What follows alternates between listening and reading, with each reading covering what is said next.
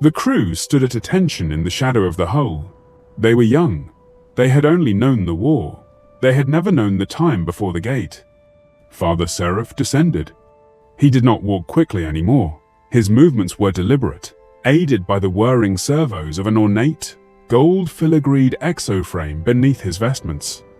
He carried a heavy censer swinging on a chain, smoking with the scent of ozone and incense. He walked past the line of soldiers, looking each of them in the eye. He didn't check their uniforms. He checked their resolve. He stopped in front of the Aries. He reached out a gloved hand and touched the cold, pitted metal of the seed shield. "I remember when we welded this plate," Seraph murmured, his voice amplified by the vox casters in his collar. "Kale brought us the ore, still hot from the earth.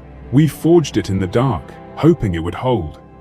He turned to the young tank commander, a trembling lieutenant named Voss.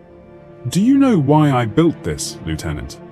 "To breach the gates, High Architect," Voss answered, snapping a salute. "No," Seraph corrected gently, lowering his hand. "Gates are just physical things. Wood, stone, bone, they are temporary."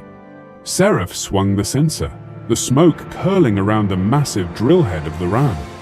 "I built the Aries because the enemy believes they are safe," Seraph preached, his voice rising, carrying across the ranks.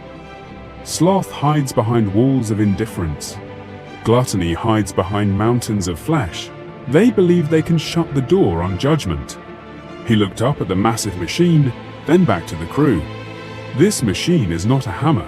It is an argument. It is the undeniable truth that there is no shelter from the light." Seraph stepped forward and pressed his thumb, coated in sacred oil, onto the lieutenant's forehead and then onto the hull of the ram. "I can no longer sit in that pilot's chair," Seraph said softly, a hint of old regret in his voice. "My hands shake too much to steer the drill. My wars are now fought on parchment and in prayer."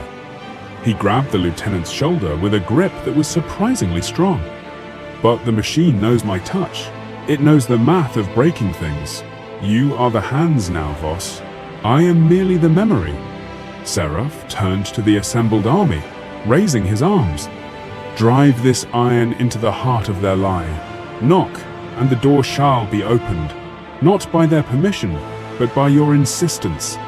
The crew roared, the sound drowning out the wind.